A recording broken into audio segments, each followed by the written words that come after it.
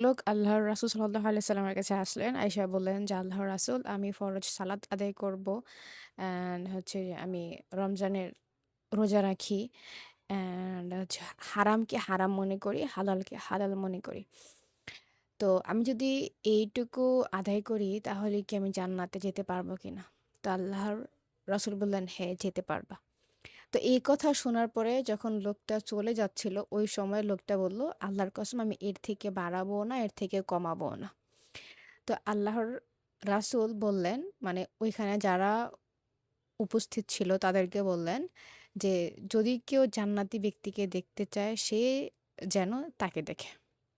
মানে আপনি যদি হচ্ছে শুধুমাত্র ফরজ আদায় করে ফেলেন, ইনশাআল্লাহ আপনি জান্নাতে যাবেন। এটা আমার কথা না, আমাদের রাসূলের কথা। যেমন হচ্ছে ফরজ নামাজ আদায় করলেন, ফরজ রোজাগুলো পালন করলেন, মানুষের হক নষ্ট না করলেন এবং হারামকে হারাম মনে করলেন, হালালকে হালাল মনে করলেন।